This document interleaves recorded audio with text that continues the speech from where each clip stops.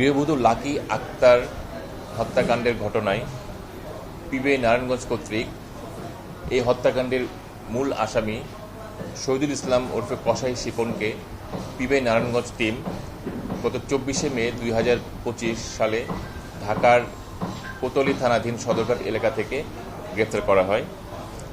আপনারা জানেন, গত 19শে মে 2025 সালে রাত 11:30টার সময় ভিকটিম লাকি আক্তারের বোন সানিয়া আক্তার স্থানীয় গণ্যমান্য ব্যক্তিদের সাথে নিয়ে তার বোনের বাড়িতে গিয়ে দেখে যে বাড়িতে তালাবদ্ধ, এবং তালা ভেঙে তার ভিতরে প্রবেশ করে দেখেন যে তার বোন ভিকটিম লাকি আক্তার বিছানায় শায়িত অবস্থায় আছে এবং তার মুখে, গালে, পিঠে, গলায় আঘাত এবং মারধরের চিহ্ন রয়েছে।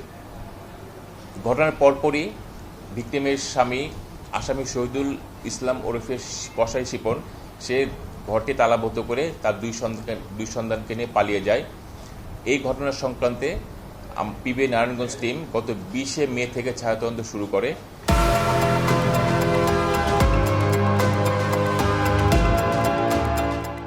এবং গত 24শে মে 2025 সালে ভিকটিম লাকি আক্তারের বোন সানিয়া আক্তার এই সংক্রান্তে ফতুল্লা থানায় মামলা দায়ের করেন। মামলা নম্বর 51, তারিখ 24শে মে 2025, ধারা 302 পেনাল কোড। মামলাটি পিবিআইয়ের শিডিউলভুক্ত হয়। পিবিআই নারায়ণগঞ্জ মামলাটি তদন্তভার গ্রহণ করে এবং এই মামলার আসামি শহীদুল ইসলাম ওরফে কসাই শিপনকে আমরা গতকাল রাত 11:30টায় সদরঘাট থানা এলাকা থেকে আমরা তাকে গ্রেফতার করি। আসামিকে প্রাথমিক জিজ্ঞাসাবাদে এবং প্রাপ্ত তথ্য বিশ্লেষণ করে জানা যায় যে এই মামলার আসামি শিপন তার স্ত্রী লাকি আক্তারকে গত 19শে মে সন্ধ্যা 6টা থেকে 7:58-র মধ্যে কোনো একটা সময় সে তাকে মারধর করে এবং তাকে শ্বাসরোধ করে হত্যা করে।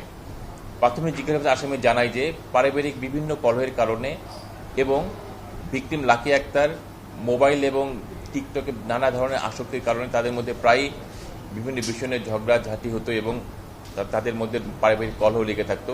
এরই জের ধরে ঘটনার দিন আসামি শিপন ভিকটিম লাকি আক্তারকে শ্বাসরোধ করে হত্যা করে।